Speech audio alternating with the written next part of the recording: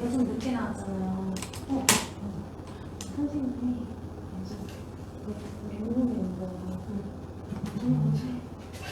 그 사람 두 사람한테 그게 심한 그냥 안돼 돈 있잖아.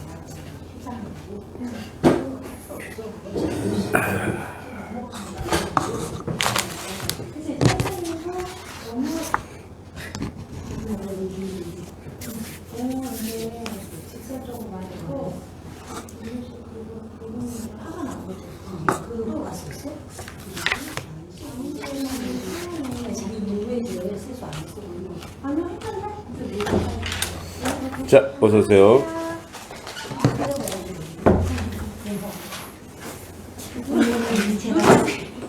감사합니다. 눈이 많이 왔죠?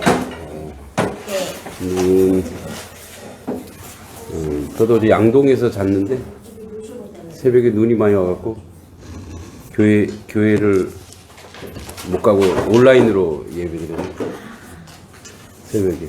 가셔서 또 청소 다 하셨을 거 아니에요? 또 물청소. 네, 그래서 이제 아침 돼서 가보니까 장로님 두 분이 다 해놓으셨더라고요. 네. 손 놓으셨는데? 자, 우리 강미애 어머님도 오늘 못 오시나요? 감기가 몸살 감기가 와서. 그러시구나. 네, 요즘 감기가 좀 안 좋다 그랬던데. 그러시구나. 누구나 그거 있잖아요. 써서 내려요. 네. 자, 우리 오늘 21번째인데요. 이제 우리가 그 아이들을 가르치거나 또는 뭐 우리가 이제 아이들을 가르친 것만이 아니라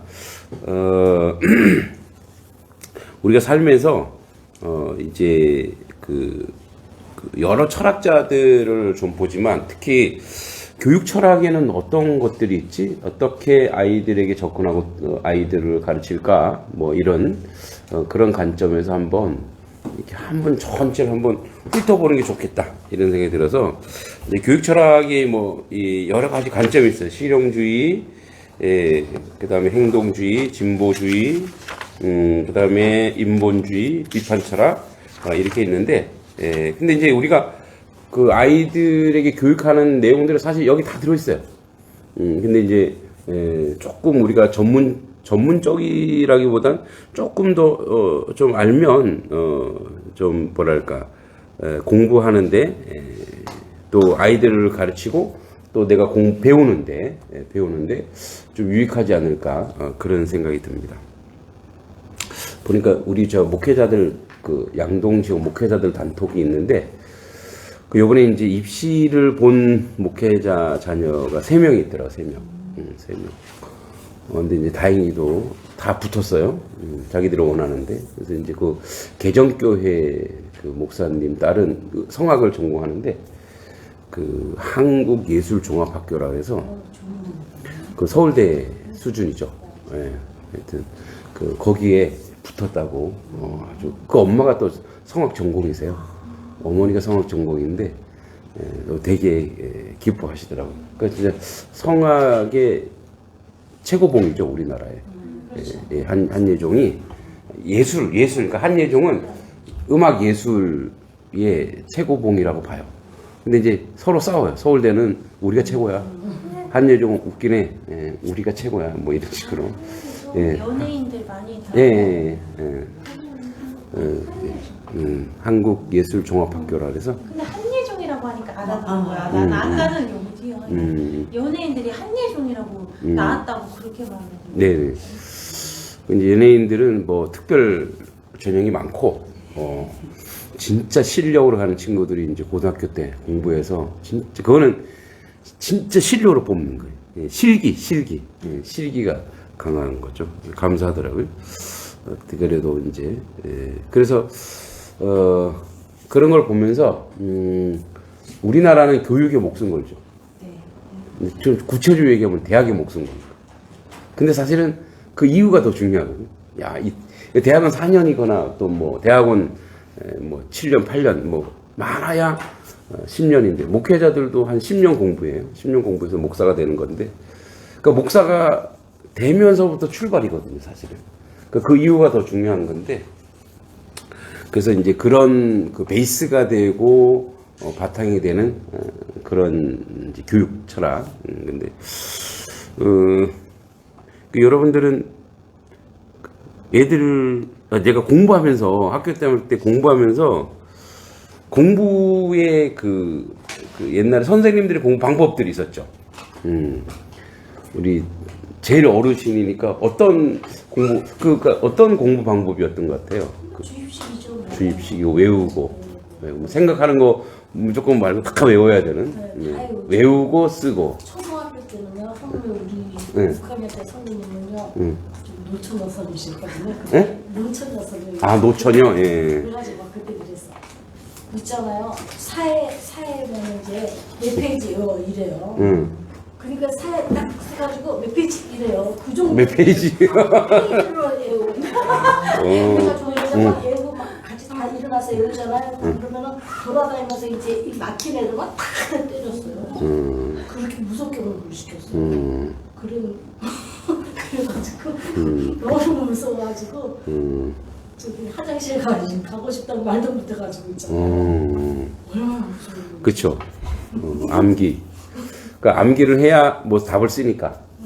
뭔가 사고하고 생각하고 자기 주장 쓰고 이런 건 의미가 없어. 그냥 암기죠. 주입식. 미영자매도 주입식이었나요? 대부분?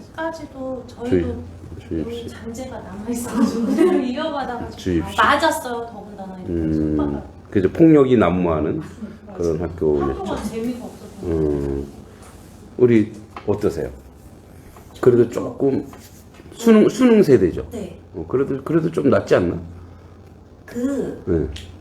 맞는 애는 맞고 응. 안 맞는 애는 안 맞고 그 선생님이라고 응. 이제 선생님 성향 다르잖아요. 네. 그 재밌는 선생님도 되게 많아지고 네. 네. 그쵸. 그리고 흥미 유발할 수 있는 거 많이 생각하셔서 이제 게임 같은 것도 진행하시고 그러는 것 같아요. 한 반에 몇 명이었어요? 저희 35명 정도. 아, 그래도 낫네. 많이 떨어져. 예. 우리 한 반에 몇 명이셨어요? 70명, 80명. 70, 80명. 몇 명이었어요? 저도 거의 60명? 60명. 좋은 데 사시면 안 해요. 사람 많은데. 옛날에는 뭐 대도시 같은 경우는 오전반 오후반. 이제 이 베이비 붐 때문에 베이비 부머 세대라고 해서 6.25 전쟁 나고서 사람이 많이 죽으니까 이제 한 집안에 막 7명, 8명 보통이죠. 그러니까 뭐 엄청나죠. 저도 초등학교는 시골에서 다녔거든요. 그래도 그 시골인데도 한 학년에 3반, 1반, 2반, 3반까지 시골인데도 3반 정도 있을 정도로 그랬죠. 교육은 교육의 질은 어디서 오냐면, 그러니까 교사의 수준과 학생의 수준이 아니라 요즘은 몇 명을 두고 가르치느냐 여기서 오는 것 같아요. 그러니까 요즘은 이제 제가 보기에 공동체도 형성하고 교육의 질도 높일 수 있는 인원은 10명 미만이라고 봐요. 한 반에 7명, 8명. 제일 좋아요. 예. 그래서 다 케어할 수 있잖아요. 한 선생님이. 지금 여기 초등학교가 그래요. 얼마나 좋아요. 7명. 예. 근데 얼마나 좋은데 이제 요즘 교육이 굉장히 많이 발달. 거의 뭐 선진국형이죠. 물론 아이들이 줄어든 것도 있고. 그래서 원래 교원 수가 너무 작아요, 사실은. 교원 수가 너무 작고. 그래서 이제 또 교원이 저도 이제 교직이 있어봤지만 교사가 하는 일이 너무 많아요. 그러니까 원래는 그래서 선진국은 행정을 하는 사람 따로 있고, 그러니까 이제 가르치는 사람 티칭 따로 있어. 그래서 전문적으로 이렇게 해야 되는데, 근데 이제 저도 교직 생활 해봤지만 선생님이 수업보다도 수업 이외의 게 60%예요. 그러니까 집중이 안 되고, 그래서 학교 선생님과 학원 선생님이 누가 더 잘 가르쳐? 당연히 학원 선생님 잘 가르치죠. 왜? 구조적으로 거긴 경쟁해야 되고 수업만 준비하면 되니까. 근데 학교 선생님은 뭐 가정조사서부터 시작해갖고 부모 상담, 학생 상담 다 해야 되거든요. 그 거의 선생님이 아니라 학부모, 부모, 학교에 있는 부모 역할을 감당해야 되기 때문에 그런 면에서 상당히 조금 어려움이 있는데, 그래서 이제 이거예요. 제가 이제 여러분들의 이제 교육을 받은 뭐랄까, 문화가 있잖아요. 예. 그 문화가 익숙해져서 이제 우리 아이들은 완전히 다르단 말이에요. 우리 아이들의 세대는 주입식의 세대도 아니고, 그죠? 예. 암기 잘한다고 해서 공부 잘하는 이런 세대도 아니란 말이에요. 그러니까 이제 학교 교실에는 우리 이제 선생님들도 똑같잖아요. 선생님 요즘 뭐 이제 새로운 선생님들이, 젊은 선생님들이 오시긴 하지만 저도 이제 제자가 선생님이 됐어요. 제자가 이제 제 제자가 선생님이 됐거든요. 그 이제 뭐 보면 그 60년, 70년, 80년대에 받은 교육을 2000년대에 하고 있는 거예요. 예. 그 옛날에 받은 교육 그대로 학교에서도 그대로 가려고 하는 거예요. 물론 요즘 뭐 많이 개선하고 하지만, 그 우리의 부모 교육도 마찬가지예요. 내가 옛날에 받았던 교육을 가지고 애들한테 승부를 가져요. 그 대표적인 게 뭐예요? 공부의 양을 얘기하는 거예요. 너 공부 안 해? 이러는 거예요. 그러니까 얘가 공부하는 시간이 많으면 공부를 잘하는, 물론 뭐 그럴 수 있죠. 양이 많으면 야, 얘가 공부 열심히 하는구나, 잘하는구나, 이럴 수 있지만, 그러나 중요한 건 뭐냐면 이제 완전히 시대가 틀려졌다라는 거죠. 그래서 이제 우리가 고전적으로 어떤 공부들이 있었는가, 어떤 교육이 있었는가, 그리고 이 교육 철학자들은 어떻게 고민했었는가를 좀 살펴보는 게 좀 중요하지 않을까 이런 생각이 들어요. 제가 이제 그 프래그매티즘이라 해서 이제 실용주의가 있는데, 실용주의는 여러분 실용주의라는 게 뭐냐면 우리도 그런 얘기를 많이 하죠. 실용성. 그게 쓸데 있냐 이거. 예. 그 교육이 학교에서 이루어진 교육이 이제 우리가 실사고시라 하죠. 실용적인가, 어디에 그의 사회에서, 그의 삶에서, 이런 것을 사회에서. 대학을 졸업하잖아요. 대학을 졸업하고 취업을 해요. 과에 상관없이 취업을 한단 말이에요. 예? 그 이제 뭐 국문학과를 나와도 뭐 경제학적으로, 그러니까 뭐냐면 학교 교육이, 그러니까 대학 교육이 사회에 이렇게 징검다리 역할을 해야 되는데 그런 교육이 안 되는 거예요. 그래서 사실은 이제 그래서 보세요. 일반 유니버시티 대학, 그러니까 일반 유니버시티 대학은 뭐냐면 학문을 연구하는 아주 아카데미한 학문 연구 이런 거예요. 그래서 그럼 기술적인 거를 우리가 공부시켜야겠다. 그래서 나온 게 뭐예요? 무슨 대학이에요? 전문대학. 전문대학. 그래서 이제 컬리지. 그래서 어떤 과로 전문적으로 공부시키는 거예요. 그러니까 이것도 안 되니까 뭐 실업계 이런 식으로 사회에 어떤 이렇게 직접적으로 사회에 기여할 수 있는. 그 이제 이게 실용적이란 말이에요. 아주 이렇게 테크니컬해요. 기술적인 교육이에요. 근데 여러분 구글 알죠? 구글이라고 하는 회사에서, 자, 이거는 이제 어떤 회사냐면 컴퓨터 이제 전문 그런 회사죠. 뭐 여기서 뭐 만들어내는 것도 많죠. 기술적인 거 많아요. 그럼 구글에서 신입사원을 예를 들어서 100명을 뽑아요. 100명을 뽑으면, 자, 여기 전문적인 기술을 배운 사람과 우리가 이제 보통 이공계 기술적인 거, 이공계. 그 다음에 인문계, 우리 뭐 인문학 공부, 사회, 물리, 자연, 인문계와 이공계, 기술, 컴퓨터 공학과 이런. 그러니까 요 두 계열 중에 어디를 더 많이 뽑을까요? 인문계. 왜 인문계를 많이 뽑아요? 기술인데. 언어 때문에? 자, 인문계, 그 다음에 이공계, 기술적인. 여기를 20% 뽑고 여기를 80% 뽑아요. 웃기죠? 맞추셨어요. 왜 그럴까요?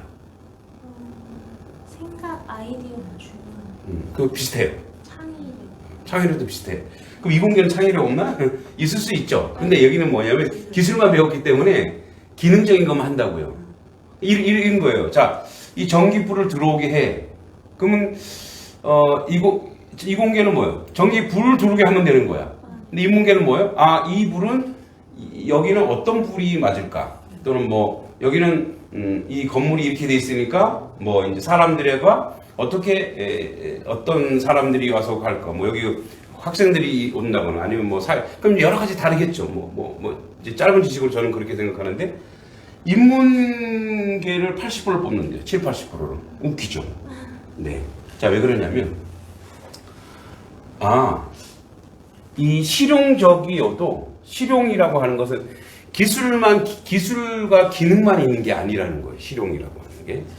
뭐냐면 그 안에 실용이라고 하는 것 속에는 문화가 있는 문화. 요즘엔 그래요. 옛날에는 그냥 이게 제품이 좋으면 돼요. 밥솥도 밥만 잘 되면 돼. 그죠? 근데 요즘 밥솥이 어때요? 밥 잘 되는 건 기본이죠. 근데 뭐 보죠? 디자인을 보는 거야. 네? 그리고 요즘에는 대가족이 아니니까 어떻게 해요? 1인 밥솥이 있다면 1인. 옛날에 이게 냄비였는데 1인 밥솥이 있다면 그 디자인도 이뻐요. 그 집하고 뭐냐면 문화, 즉 스토리가 있는 거예요. 그래서 여러분 요즘에 뭐 카페에는 커피만 잘 타면 되잖아요. 기능적으로. 근데 뭐라 그래? 카페 앤 스토리. 그 안에 뭐냐면 문화가 있는 거야. 스토리가 있는 거야. 구글에 인문학자 이게 베이스예요. 뭐냐면 사람 사는 사회이기 때문에 실용이라고 해서 무조건 테크닉, 기술만 좋은 게 아니라 기술을 바탕으로 한 뭐가 있냐면 그 안에 문화, 그 안에 이야기. 그래서 아이폰 1, 2, 3 지금 아이폰 몇입니까? 15? 16? 16? 예. 그거 왜 그렇게 해요? 예. 역사가 있는 거예요. 스토리가 있는 거예요. 그죠? 기계에다 다 뭘 넣어요? 스토리를 집어넣는 거야. 문화를 집어넣는 거야. 그게 무슨 말이냐면 그래야 사람들이 그거를 더 찾는다니까. 그 말은 뭐냐면 이것 안에 이 기술 안에 철학이 있는 거야. 이 기술 안에 내용이 있는 거야. 그러니까 무엇을 실용이라고 했을 때, 실용주의라고 했을 때, 실용주의적으로 아이들을 가르친다고 했을 때 이런 거예요. 우리가 이제 아공바인 아이를만 뭐 하루 한 줄 인문학 그것도 배우지만 그 안에 계속 있는 게 뭐예요? 아이를 가르치고 있는 부모로서의 철학이 있느냐? 응? 또 아이가 공부하는데 목표는 이게 철학이에요. 나의 삶의 목표가 뭐지? 나의 인생의 목표가 뭐지? 그러니까 거기에 도전을 주는 거예요. 그러니까 뭐냐면 그 안에 옛날에는 70년, 80년, 90년대는 제품만 좋으면 됐단 말이에요. 이제는 그런 시대가 아니에요. 제품 좋은 건 기본이에요. 그래서 우리가 뭐 이제 제 핸드폰도 있지만 핸드폰이니까 저도 이제 갤럭시 뭐 S22예요. 그래서 뭐죠? 달도 찍으면 분화구가 다 보일 정도로 거의 옛날에 천체의 망원경 같은 그런 역할을 하는 거예요. 손 안에 이렇게 손 안에 또 다른 세계를 만든다. 이런 식으로. 그죠? 그래서 이러한 이제 우리가 가르치든 배우든 또 양육하든 또 가든 내가 이걸 하는 이유가 뭐지? 자, 여러분도 이제 여기 인문학 강의를 듣고 있잖아요. 또 이거 공부하는 이유가 뭐예요? 바쁘잖아요. 네, 지금 쉬어야 되는데 쉬는 시간. 여기 와갖고 또 공부하잖아요. 머리 쓰는 거잖아요. 좀 이렇게 좀 편하게 잠을 자야 되는데 왜 이러냐 하는 거죠. 내가 왜 이걸 하고 있냐는 거죠. 그러니까 거기에 분명한 목적이 없으면 그게 오래 가지 못하는 거예요. 허공으로 날아가고 무의미해지는 거예요. 그래서 실용주의 철학이란 1898년 캘리포니아 대학 철학회에서 처음으로 사용하였다. 당시 미국은 자본주의가 발달하여 그런 현실적인 경험을 필연적으로 신학과 독일의 이상주의에 대한 도전이 시작되었다. 또한 그에 대해 반향으로 현실주의가 시작되었다. 또한 자연과의 발달로 타당하고 확실한 것이 진리라는 추세가 반영되어 실용주의가 더욱 발달했다. 그러니까 뭐냐면 이런 이제 체계적인 학문, 과학이 발달하면서 왜냐하면 이 당시에 이제 1800년에 뭐 신학이라든지 이런 것들은 되게 애매모호하거든, 되게 추상적이거든요. 왜냐면 보이지 않는 걸 하니까 뭐 이건 이제 신앙인 개념이 아니니까 그러니까 이제 그 실용주의가 발달했어요. 실용주의 대표자 피어스 이 정도는 알아야죠. 피어스, 제임스 듀이, 또 듀이도 되게 유명합니다. 자, 이제 이 피어스가 이런 말했대요. 선험적 방법은 주관적 아지우선 것으로 근래 과학에 훈련받는 실험적 인간을 만족시킬 수 없다. 이런 말이에요. 자, 얘한테 야 공부를 막 시킨다. 공부를 막 시키고 얘기하는데 선험만요. 자기가 추측해서 이렇게 살아야 돼. 이게 의미가 없다라는 거예요. 삶에서 경험이 이루어지지만 않으면 안 된다라는 거죠. 그러니까 이 선험적 방법은 실험적 인간을 만족시킬 수 없다. 이 실험적 인간이 뭐냐면 과학이 발달하니까 인간은 뭐예요? 경험해야 돼. 체험해야 된단 말이에요. 또 제임스, 실용주의 심리학자의 기초를 부여 형이상학 논쟁에서 이론 논자들의 비종교적 감각론 입장에서 다원론 사이에 일어나는 갈등을 조정하여 양방향으로 만족시키는 방법으로 실용주의 체계화. 그러니까 이 사람은 뭐냐면, 그러니까 이제 A와 B가 있는데 A가 B, 야 어떤 게 더 이익이야? A네, 그럼 A를 선택해. 이런 식으로 갔다라는 거예요. 그 다음에 이제 듀이는 다윈 진화론을 토대로 하는 심리학으로 그의 사상을 발전시켰으며 사회 기조는 인간의 행위로 새로운 원형으로 필요하다고 주장했다. 철학, 종교, 교육, 인간의 일상생활의 일상 경험의 테두리 안으로 끌어들여야 한다고 주장했다. 그게 뭐 실용주의. 그러니까 뭐냐면 교육이라고 하는 게 이제 우리가 조선 후기에 실사고시, 실용주의 그것을 실학자도 있어요. 실학자. 예를 들어서 그 실학을 집대성한 사람이 누굽니까? 정약용, 다산 정약용. 정약용은 이제 중농주의, 중농은 농사를 중시 여긴다. 중상은 장사를 중시 여긴다. 그 다음에 이제 뭐 우리 기술, 그런데 근데 이 사람은 그걸 다 할 줄 아는 사람이었어요. 여러분 수원성 아시죠? 수원성을 아주 쉽게 옛날에는 막 사람이 그로 다 이 돌을 쌓았어야 됐어. 근데 그때 거중기라고 하는 지금으로 치면 뭐죠 그거? 아파트 질 때 돌 드는 거. 타워. 그 있잖아요. 이렇게 이 짝대기 해갖고 크레인 같은 거. 예. 그 이제 옛날식 크레인을 만든 거야. 예. 근데 이 사람은 뭐요? 선비란 말이에요. 그러니까 이 사람은 자기가 직접 농사도 지었어요. 직접 그리고 자녀들에게 농사 짓는 것도 얘기하고. 그래서 우리가 학유라고 정학유라고 하는 사람이 농가 원령가를 지을 정도로 아주 농사도 중요해요. 그래서 선비들은 옛날에 농사 안 지었거든요. 이렇게 어디가 잡숫기 뭐 시큰 잡수였지 농사들은 다 이렇게 농민들이 다 자기 직접 농사를 지어보면서 뭐는 어느 정도 심어야 되고 어때는 뭘 심어야 돼 이걸 알게 돼요. 자기가 경험하게 된 거예요. 그래서 이제 그거를 이제 농부들은 이제 글을 못 쓰니까 그거를 체계화 못 시키잖아요. 그러니까 그걸 이제 체계화 시키는 거예요. 그러니까 학문을 하더라도 이 학문이 어떻게 도움이 되는가. 그래서 그걸 이제 기록으로 남기고. 그러니까 사실은 지금의 모든 과학이나 뭐 생물학이나 모든 그 결과물은 기록의 산물이에요. 기록에. 그래서 기록하지 않으면 적지 않으면 발전할 수가 없어요. 여러분 그래서 여러분에게 일기 쓰라고 얘기하죠. 옛날 선생님들 일기 쓰라고 많이 얘기했죠. 일기 쓰시는 분. 그러니까 발전을 못하죠. 제가 이제 도전받은 사람 2명 있었어요. 우리 교인 중에 한 번 가보니까 책상에 이렇게 있어요. 그러니까 일기를 쓰시더라고. 와, 삐뚤빼뚤이지만, 그래서 참 존경스럽고. 여러분 이수진 장군도 난중 일기라는 일기를 쓰잖아요. 응? 저희 아내가 일기를 쓰더라고요. 제 노트북에다가 일기 써서 가끔가다 이게 펼쳐져 있어요. 뭐야 이게? 마지막만 봐요 제가. 사랑하는 남편이 그래 아직도 내가 사랑받고 있구나. 사랑하는 남편이 뭐 제 얘기도 많이 나오고. 그 이제 일기를 매일 쓰는 것보다 그냥 내가 어떤 의미 있으면 기록을 자꾸 남기는 거예요. 어떤 기록. 저는 일기를 안 쓰지만 일기 같은 게 저에게 있습니다. 모든 저의 활동 되게 영상으로 다 남겨요. 예. 그러니까 이제 설교. 제가 이제 원아침에 새벽기도 설교 있잖아요. 설교. 그게 이제 저의 일기예요. 내가 이때 이렇게 했구나. 그러니까 뭐냐면 기록으로 자꾸 남기는 그 기록의 유산들이 진보하고 발전하고 더 나아지게 하는 거죠. 그러니까 교육은 사실 어떻게 보면 교육은 아주 교육을 구체적으로 얘기하면은 기록하는 거예요. 여러분의 자녀 또 여러분이 공부하는 거 이런 것들을 조금씩 기록해 둘 필요가 있어요. 흔적으로 남겨둘 필요가 있어요. 그래서 자꾸 기록을 해야 그 안에 발전하는 거죠. 그래서 실용이라고 하는 것은 뭐냐면 이 모든 삶과 인생이 쭉 지내와 봤는데 어느 쪽이 더 이익이냐 또는 더 유익하냐 이거예요. 근데 이제 여기서 우리가 알아야 될 것은 이제 실용주의와 진보주의의 짬뽕인데 이런 거예요. 자, 그러면은 교육이라는 게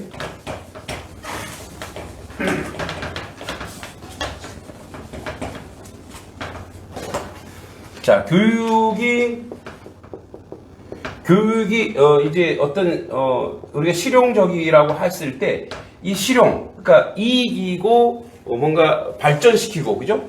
발전시키고 더 전진해 나갈 때 이 실용적이고 발전적인 것이 플러스 개인과 플러스 어디가 같이 발전해야 되겠어요? 어디가? 개인만 발전하면 그것은 실용적이지 않죠. 사회가, 그죠?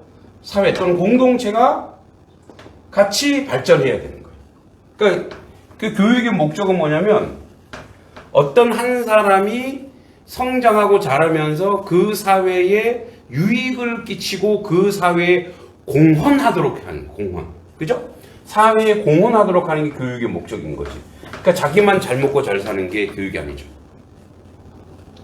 그래서 우리나라의 지금 현 세대 보면 아이들이 과를 선택할 때 어디로 가느냐?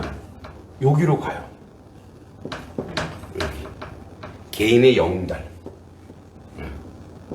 개인의 이익, 이리로 가는 경우가 많아요. 근데 이거는 뭐 그 개인만의 문제가 아니고 사회 전체 문제이기도 해요. 이게 이제 뒤에 뭐 비판론적 사회, 비판론적 교육관도 들어가는데, 자, 머리 좋고 연구자로 가야 될 애들이 전부 다 어디로? 의사라고, 의사. 의대를 이렇게. 저는 이제 제자들 중에 가급적 의대에 가지 말라 그래요. 응? 공대를 가거나, 응? 그죠? 이공계를 가서 전 인류를 먹여 살려라. 응? 의사는 이거 여러분 의사 기능직. 이거 기술이에요, 기술.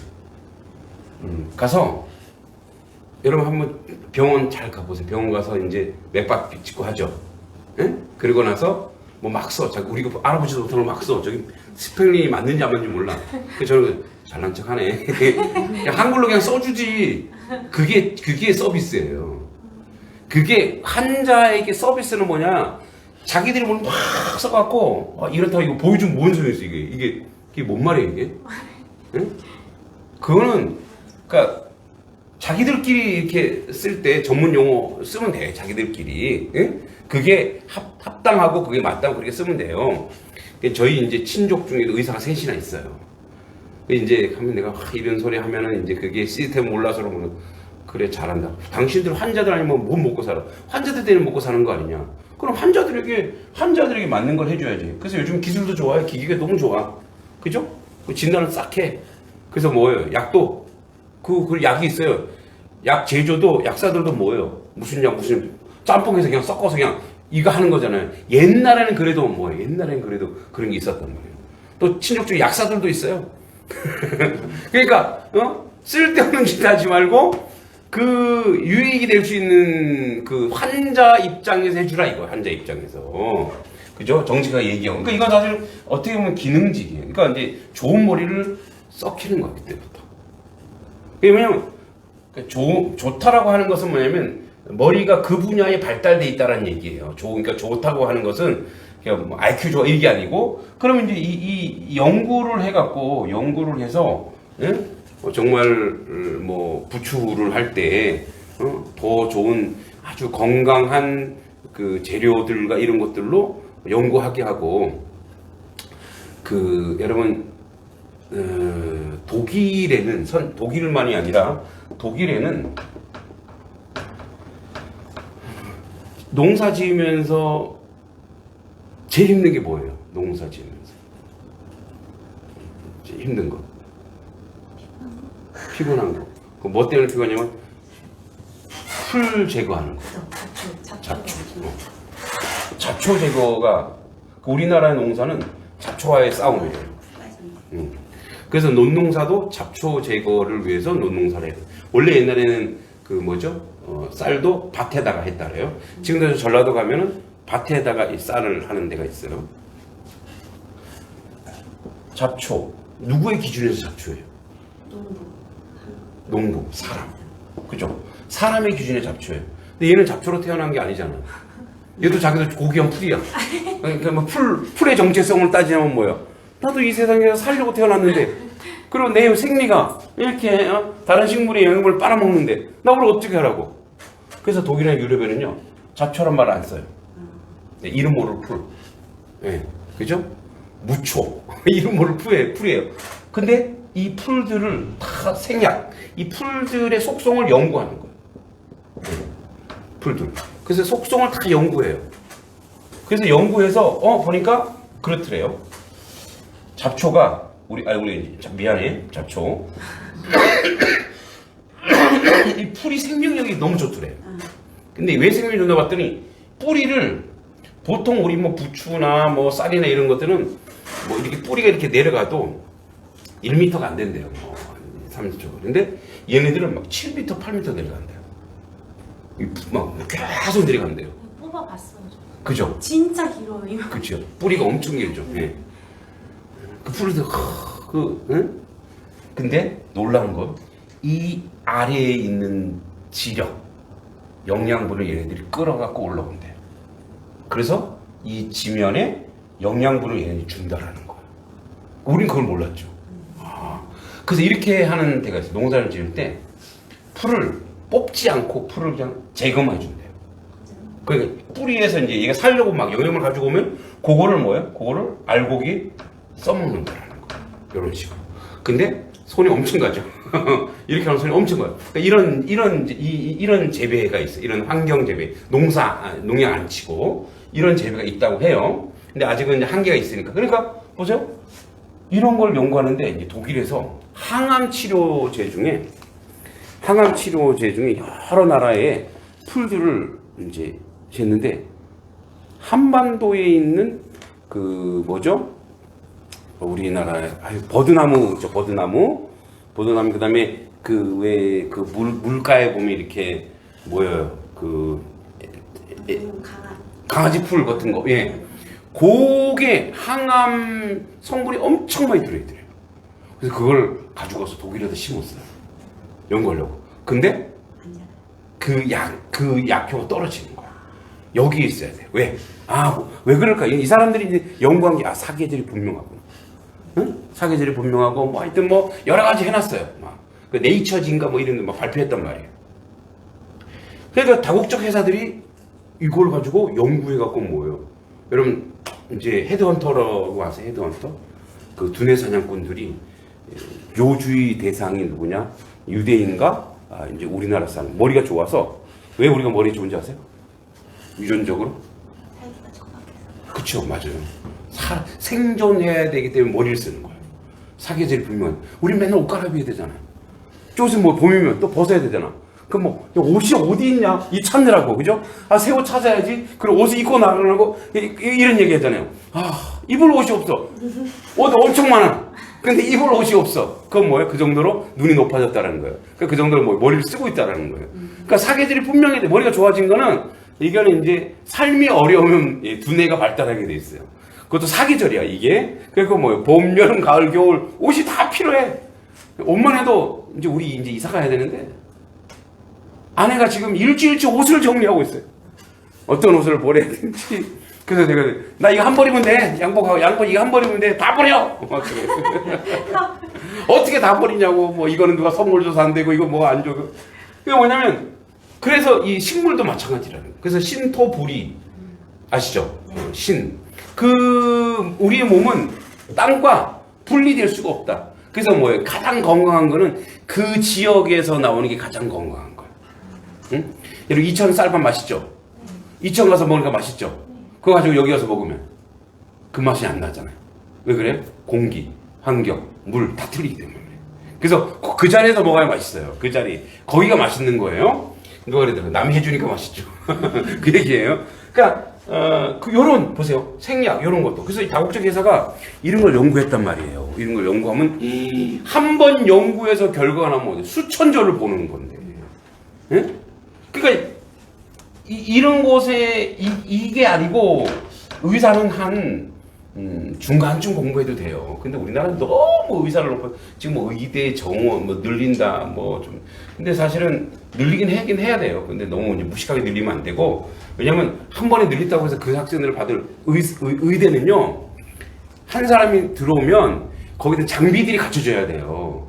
그냥 이 문과처럼 그냥 막 뽑는다고 막 하는 게 아니야. 사람이 이렇게 내가 떠든다고 되는 게 아니고 그 장비가 하나씩 다 있어야 되는 거야. 그래서 막 함부로 하면 안 되는 거고. 하여튼 그래서 이러한 그 우리가 이제 교육을 얘기했을 때 이런 기능직이 아니라 정말로 사회 공동체 여기에 공헌할 수 있는 그런 인물로서 교육이 선행되고 있는가가 굉장히 중요해요. 그래서 여러분 이제 우리나라의 사회 문제 가장 큰 문제가 뭐예요? 가장 큰 문제가 이제 기득권.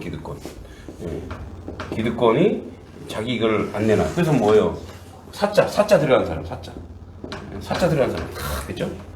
응? 판사, 검사, 목사, 의사, 교사. 그러니까 이제 물론 다 그런 건 아니지만 이 사자 들어간 사람들이 뭐예요? 공헌이라는 걸 모르는 거야. 뭐야? 아까 정서가 이래. 이 개인으로 가서. 어디로 가야 되는데? 사회 공동체 이론이 되도록. 여러분 그래서 이제 뭐 독일 얘기해서 죄송한데 독일은요 세금 내는 걸 되게 기뻐해요. 독일은 어느 정도 일정한 연봉이 예를 들어서 우리처럼 한 2억, 3억을 넘어가잖아요. 그러면 세금이 50% 딱 때립니다. 왜냐면 그 사람이 그거 갖고도 살 수 있다 생각하거든요. 그러면 이제 내가 3억이 연간 3억 소득인데 1억 5천이 세금으로 나가. 우리나라는 뭐라 그래요? 이 나쁜 놈들. 내 돈을. 그 사람은 그렇게 생각하잖아요. 자기가 돈을 번 것도 사회로 인해서. 그죠? 그리고 세금 나가는 것도 내가 땀 흘린 것을 누군가 함께 할 수 있다는 것에 되게 뭐예요? 자, 이 뭐가 다른 거죠? 사회 공동체에 대한 생각이에요. 그게 바로 어디서 왔어요? 교육 철학에서 온 거예요. 교육 철학에서. 아이들에게, 여러분 우리나라는 구조상 이 교육 철학을 말하기에 애들한테 쑥스러워요. 왜 그럴까요? 구조상. 사회가 구조가 그렇게 돼 있지 않나요? 그쵸? 어떻게 돼 있는지 한번 토론해 보세요. 물 좀 가져올게. 지금 물 가져올게.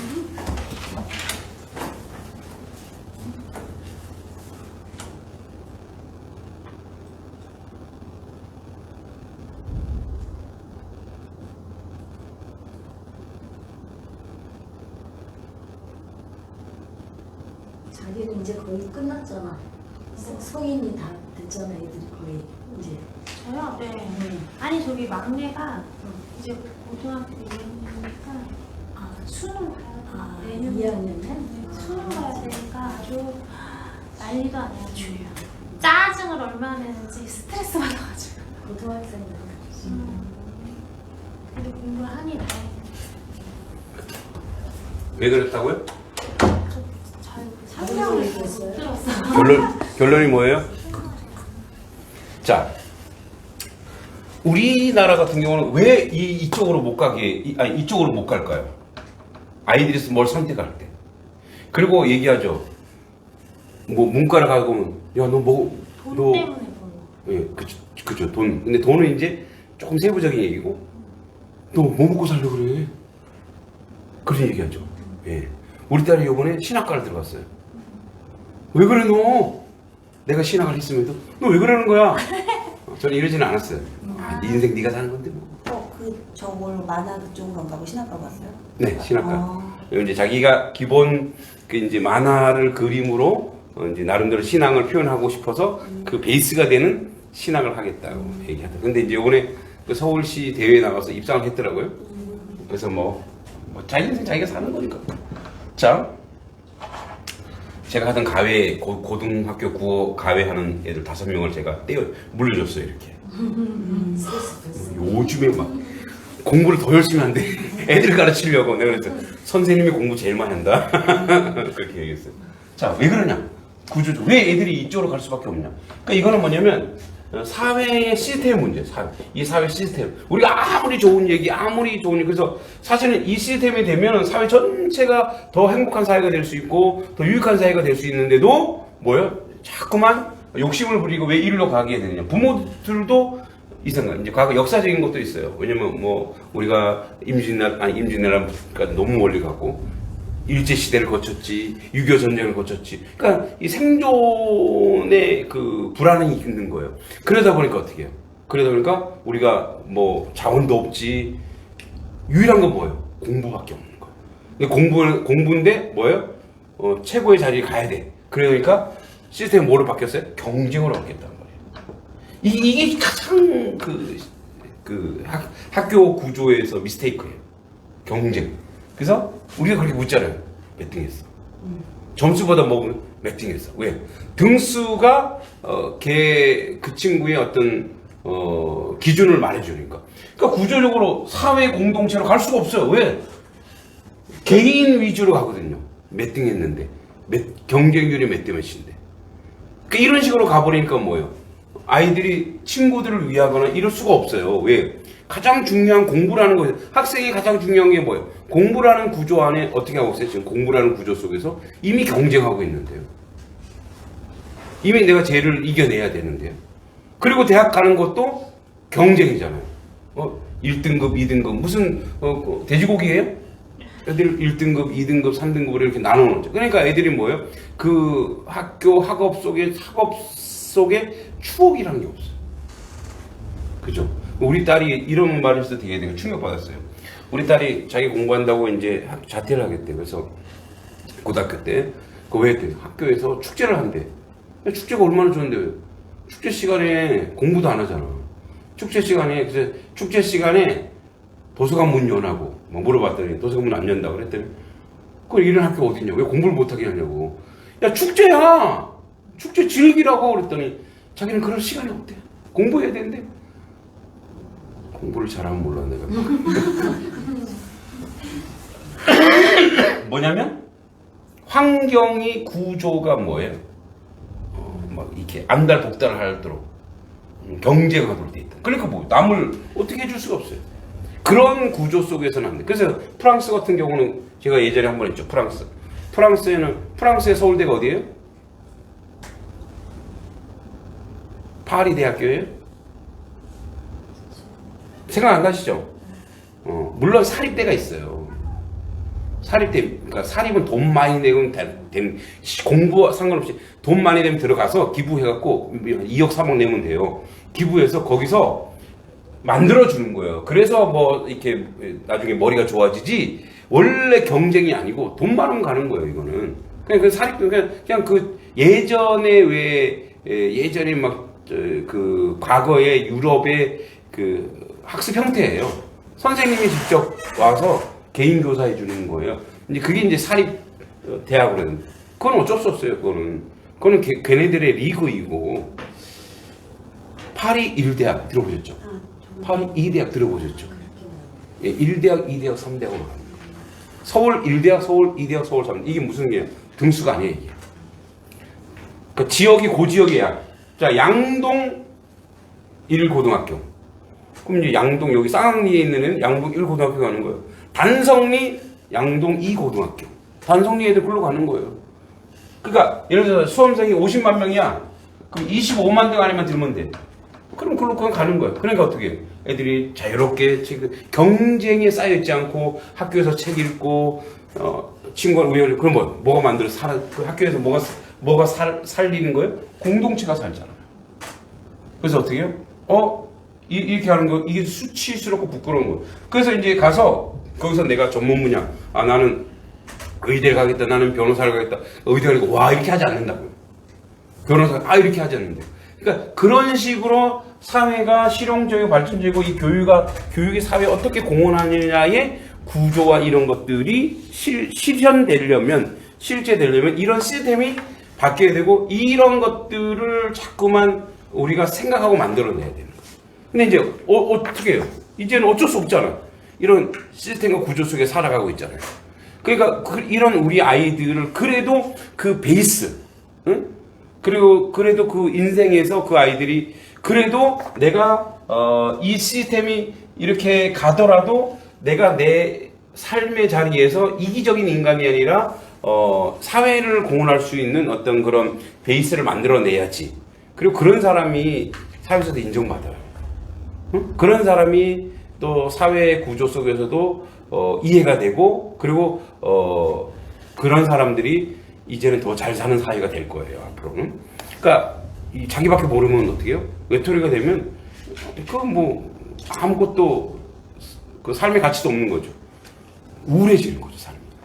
그런 사회를 어떻게 만들어내냐? 지금 우리 아이들을 최대 어디 보니까 고2 애한테 그래도 고2 애한테 그 영어 강사가 그러더라. 영어 강사. 그 영어 스타 강사가 있더라고. 그 친구가 정신이 제대로 박혀 있어.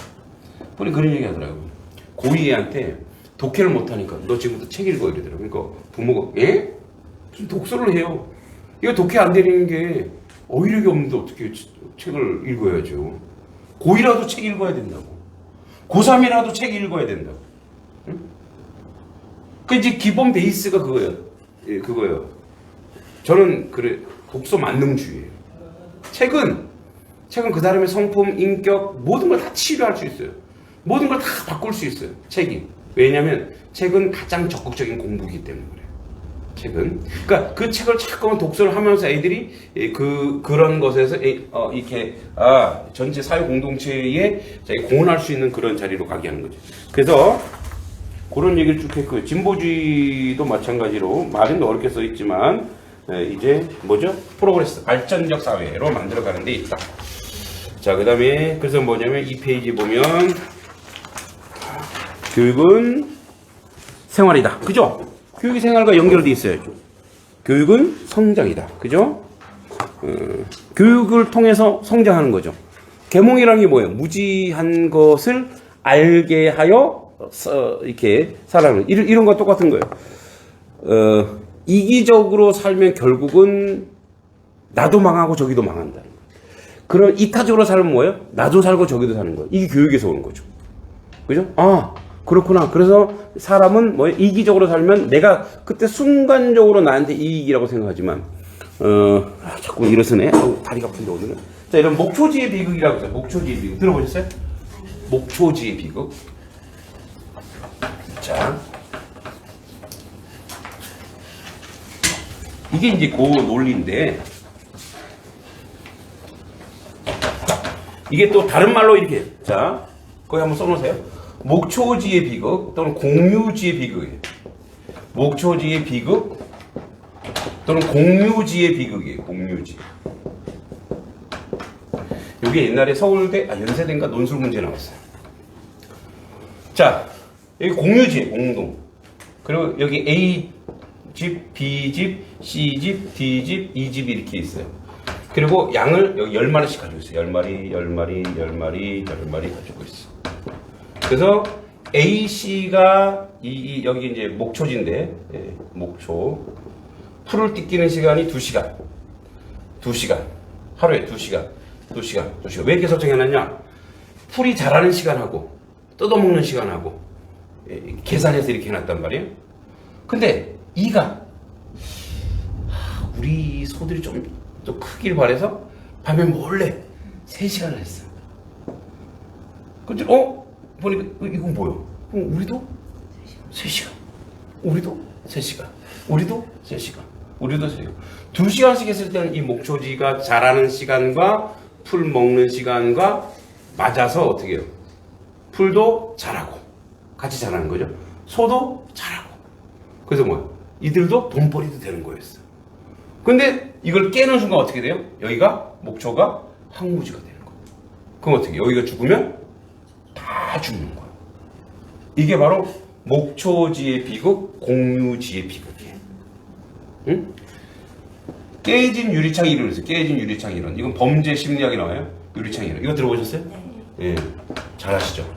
유리창이 깨진 조각을 그대로 두면 어떻게? 거기에 자꾸 버린다는 얘기예요. 누가 깨끗이 치우면, 치우면 버리려도 못 버린다. 우리도 어디 쓰레기가 이렇게 쌓여서 어떻게 해요? 여기 버려도 되나 보다 하고 막 버리는 거예요. 그 단성리에 보면 이렇게 그 펜션이 있어요. 뭐 무슨 펜션이더라?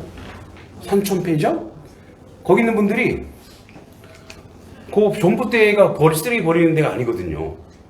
거기다 계속 버리는 거야. 치워도 버리고 치워도 버리고. 그래서 아예 모든 걸 싹 치워버리니까 그 다음부터는 거기다 안 버리는 거예요. 깨끗하면 안 버리거든요. 자, 깨주리상 이론이나 목초지 비교랑 똑같아요. 뭐냐면 나에게 정해진 게 있구나. 그러면 이거는 내가 나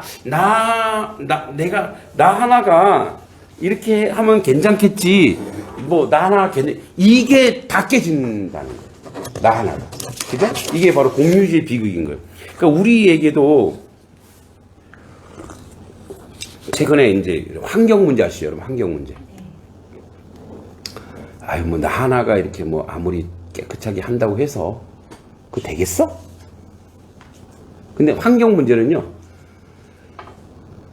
나 하나가 그렇게 해도 안 되는 거 내가 알지만 그게 해야 된다는 거예요.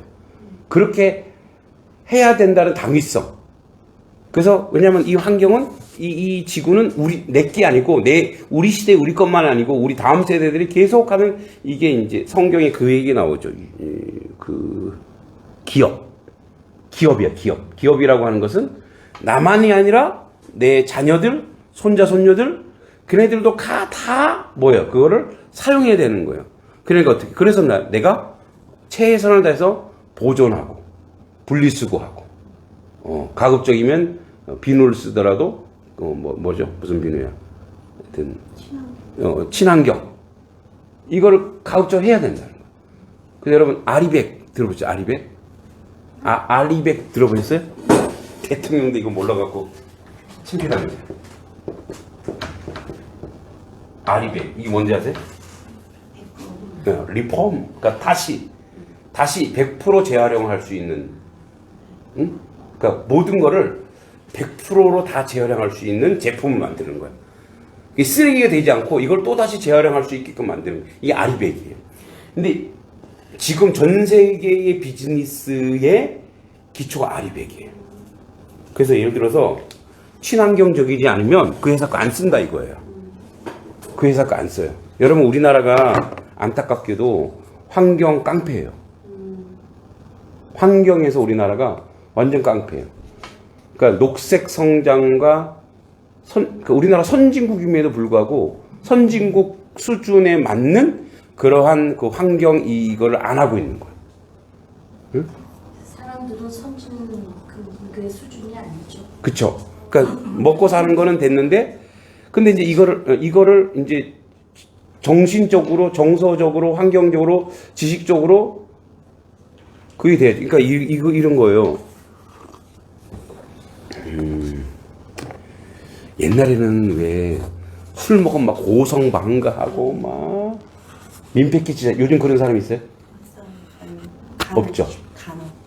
간혹가다 있지만 진짜 정신 나간 사람이죠. 그 뭐가 됐든 옛날에 비해서 수준이 올라갔다는 얘기야. 이렇게 하면 안 되는구나. 또 뭐 제재도 있고 하니까 이렇게 하면 안 되는구나.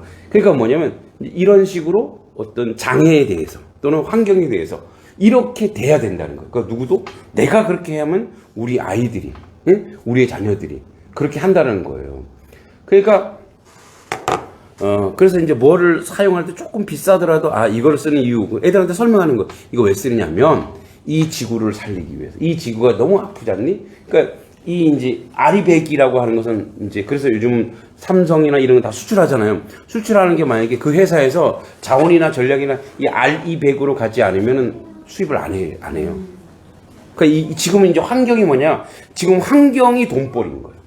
환경이 이제 뭐 어떤 먹고 사는 어떤 구조가 되는 거죠. 그러니까 이제 이런 부분들이 바로 뭐냐? 교육이 생활이고 교육이 성장이고 교육은 경험의 끊임없는 제고시고 교육은 사회적 과정이다. 사회화 과정이다. 이런 얘기예요. 자, 그리고 킬패트릭은 그는 교육의 중심에 살기 좋은 생활을 두었으며 이는 심리적 만족을 의미한다. 살기 좋은 생활은 좋은 문화를 창조할 수 있으며 이것은 좋은 인격 형성하는 데 영향을 준다고 했다. 특히 학교는 학생들의 좋은 인격 형성을 위해서 7가지 생활의 학습 원리가 필요하다. 자, 첫 번째. 좋은 인격을 형성하기 위해서는 각자가 좋은 환경 가운데 살면서 좋은 행동을 해야 한다. 여기서 좋은 환경은 물질적인 것이 아니라 정서적인 환경들이 있죠. 뭐 부모로부터 사랑을 받고 인격적으로 대우를 받고 이런 거죠. 각자의 새로운 행동을 자기 것으로 받아들여야 합니다. 예를 들어 자기 주도성, 자기 지도성, 책임을 배우려면 그 같은 방식으로 생활해야 한다. 그러니까 우리는 자꾸 모든 걸 다 해주잖아요. 그럼 큰일 나요. 그리고 여러분 이제 재산을 모아서 애들한테 줄 생각하면 절대 안 됩니다. 애들이 그거 보는 순간 애를 망쳐요. 예. 정말 나중에 너무너무 힘들어서 저도 이제 저희 어머니가 돌아가시기 전에 우리 어머니도 이제 이렇게 속된 말로 꿍쳐놓는 거 되게 좋아하세요. 그래갖고 이제 본인도 어디에다 뭘 넣는지 모르시는 거야. 그러니까 이제 갑자기 이제 암이 오셔서 돌아가셨는데 이제 여기저기 이제 막 통장 뭐 찾아보니까 한 4천만 원 정도를 이제 남기신 거야. 응? 그래서 2천만 원은 이제 우리 공동 형제 사남매인데 공동 거기 넣고 나머지 이제 2천만 원 가지고 그냥 500만 원씩. 그래서 저는 근데 이제 안 받았죠. 안 받고 이제 다시 넣어라. 그러니까 이거 없어도 산다. 근데 뭐 이제 4천만 원밖에 안 되니까 만약에 우리 40억이 됐다면 어떡할 거야? 저도 야 10억만 줘. 야 교회 좀 새로 건축할 좀 해야 됐을 것 같아. 그게 뭐냐면 우리가 아이들이 자기 주도성, 자기 지도성 책임 이거는 아이들 경제관념 이런 거에서 이건 네가 했잖아. 그러면 너가 이거를 책임져야 돼. 이걸 훈련시켜줘야 돼. 그리고 나는 도와주는 거야. 예를 들어서 여러분 방 청소해 주시죠.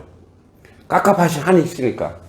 근데 방 청소를 할 때 주도적으로 부모가 하면 안 되고 애가 주도해야 돼. 너는 어떻게 청소할 건데? 그럼 엄마가 도와줄게. 힘든 건 도와줄게. 그러니까 이런 식으로 가야 돼. 근데 그러면 애가 이제 자기가 이건 내가 해야 되는구나.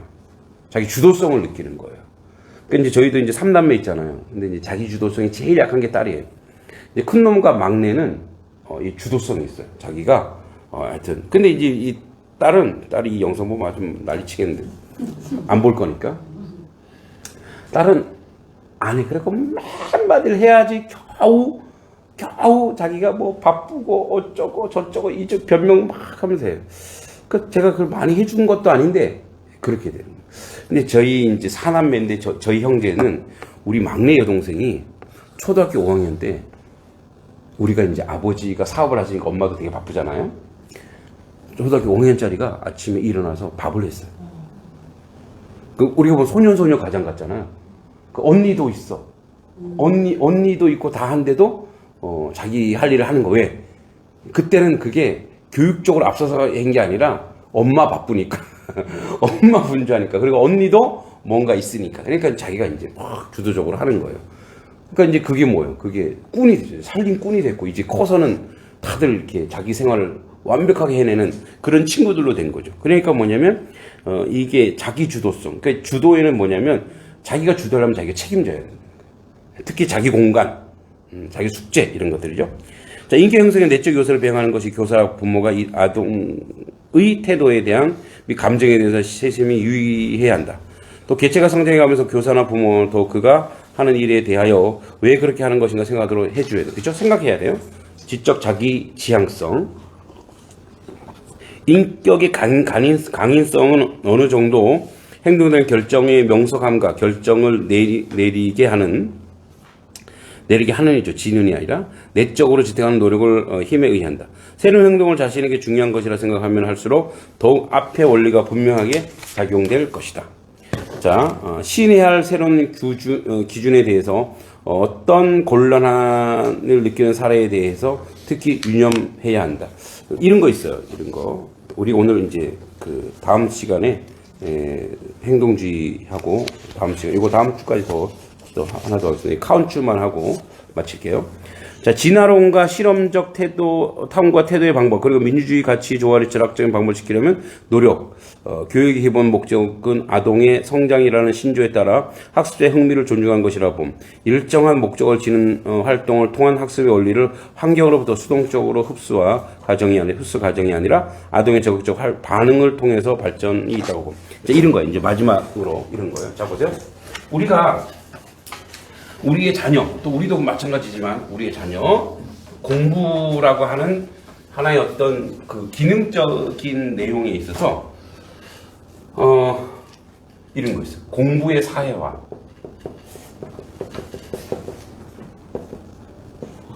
이게 무슨 말이냐면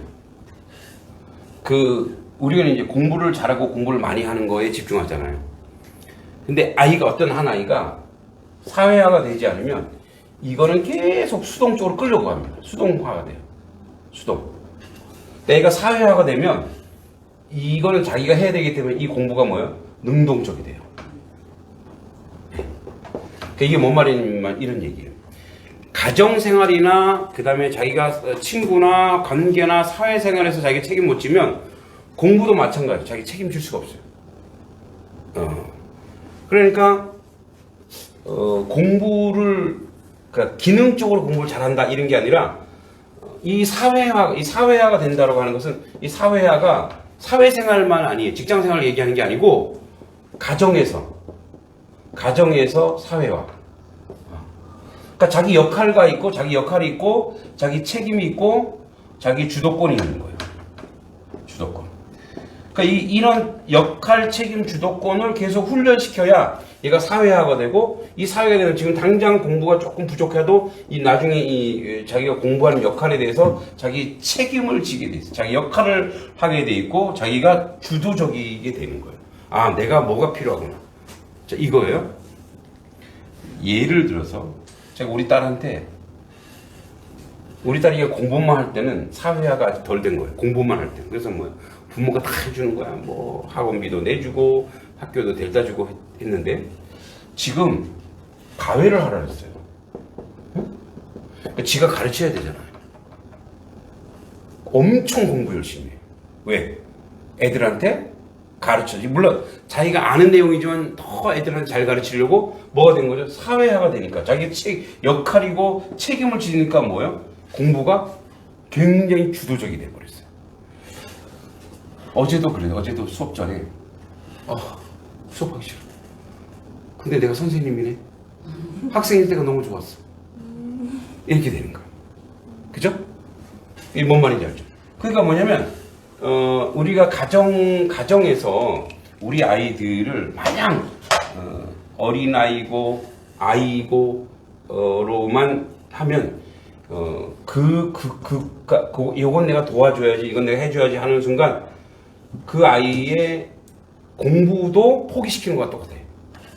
예. 그러니까 이렇게 생각하셔야 돼요. 저거는 내가 우리 아직 어리니까 막내니까 이거 다 해줘야지 하면 그 아이의 진로나 그 아이의 성장을 내가 지금 막고 있는 거예요. 아이한테 사탕 계속 먹이잖아요. 야, 아침에 사탕 먹었지? 점심 사탕 먹어? 저희도 사탕 먹어? 이런 부모 있어요, 없어요? 가급적 안 주죠. 왜? 사탕이 달기는 하나. 애한테 안 좋은 거랑 똑같아요. 뭔가를 해줄 때는 분명한 이유가 있어요. 이걸 걔가 해야 될 일인데 부모가 도와줄 때는 분명한 이유가 있어야 돼. 근데 그 이유는 불가피한 이유. 네가 아프기 때문에, 네가 연약하기 때문에 내가 그래서 해주는 거야. 그리고 이거는 결국은 네가 책임져야 될 부분이야. 이런 식으로 자꾸 아이한테 사회화라고 하는 것은 너의 역할이 있고 너의 책임이 있고. 그래서 가정에서 저희는 이제 요즘 이사 가니까 역할을 줘요. 이제 아내가 저한테 한 역할은 화장실 청소와 거실 청소를 해달래요. 나는 왜 이렇게 용력이 많아? 제가 할 때도 깨끗하게 하죠. 너 제가 1시간 했는데 다 못했어요. 오늘 가서 해야 돼요. 제가 사회화된 거죠? 내 역할이 화장실을, 누구도 화장실을 청소해주지 않는 거야. 어떤 인간도 화장실 청소하지 않는구나. 쓰기는 같이 쓰면서. 이게 나의 책임이구나. 그리고 나는 이 화장실을 내가 주도적으로 청소해야 됩니다. 그래서 어떻게 해요? 누가 화장실 지저분하게 하면, 야, 청소 안 한다고 진짜. 이렇게 가는 거예요. 그죠? 마찬가지예요. 아이한테 어떤 역할을 한번 맡겨보세요. 아주 작은 역할을 맡기세요. 나 이거 너 이제 안 해줘. 너 이거 네 책임이야. 그 아이가 아프거나 뭐 할 때 빼고는 해주지 않는 거. 숙제 안 했어? 네가 선생님도 혼날 거야. 네가 혼나는 거야. 나는 더 이상 이거 해줄 수가 없어. 이건 왜냐면 네가 해야 되는 네가 책임. 그러니까 이게 되잖아요. 이게 되면 그러니까 공부에 대해서도 나중에 뭐 책임을 이건 내가 해야 되는 거야. 내가 걸어가야 될 과정이구나. 그래 누군가 해주면 항상 뭐예요? 의지하게 돼요. 의지는 주님한테만 하세요. 의지는 오직 하나님께 하세요. 사람에게 의지하기 순간 그 아이는 무능한 아이가 돼요. 근데 무능함은 여러분 무능함은 끝나지 않아요. 어떤 아이가 되는지 아시죠? 부패한 아이가 돼요. 악을 저를 지지는 아이가 된다. 왜 그런지 아세요? 내가 무능하잖아요. 그럼 뭐야? 비법을 자꾸만 찾으려고 해요. 비법을. 그럼 어떻게 해요? 이렇게 하면 돼. 그럼 그게 범죄인지도 모르고 쫓아가는 거예요. 왜냐면 그런 분별력이 사라지거든요. 근데 책임이 생기면 이건 내가 해야 되는구나. 그럼 그 다음부터 뭐 능력 있는 아이가 돼요. 그리고 뭐 남을 능력이 있어야 남을 어떻게 해요? 아까 했죠. 사회와 공동체를 위할 능력이 없는데 어떻게 공동체를 위할 수 있어요? 능력이 있어야 공동체를 위해서. 인간은요 왜 악해지는지 아세요? 원래 악한 게 아니라 약하기 때문에 악해지는 거예요. 여러분 약한 아이로 자라게 하지 마시고 강한 아이로 야 완전군장해 이게 아니고 이거해 이게 아니고 뭐냐면 자기 책임을 질 수 있는 옷을 벗어서 막 탁 던지고 걔 네 옷은 네가 처리해 이렇게 그런 식으로 우리 강아지도 책임을 지우잖아요. 어떻게 자 너 간식 먹고 싶니? 이리 와 무릎 꿇어 앉아. 걔는 간식 먹으려면 어떻게 해요? 앉아요. 손 내밀어. 손 오른손 왼손 고개 숙여. 이거 뭐예요? 책임을 지켜. 그런 훈련을 자꾸만 해요. 걔도 짐승도 되는데 왜 애들이 안 돼? 자꾸 훈련시켜서 그래서 어떻게 해요? 자기 책임을 질 수 있는 아이면 사회에서 유익한 아이요, 강한 아이요, 능력 있는 아이요, 사람들이 베풀 수 있는 그런 아이로 성장할 겁니다. 오늘 많이 안 오셔서 좀 앞에 얘기를 좀 분작했고 다음 시간에 한번 더 하도록 하겠습니다. 자, 수고하셨습니다.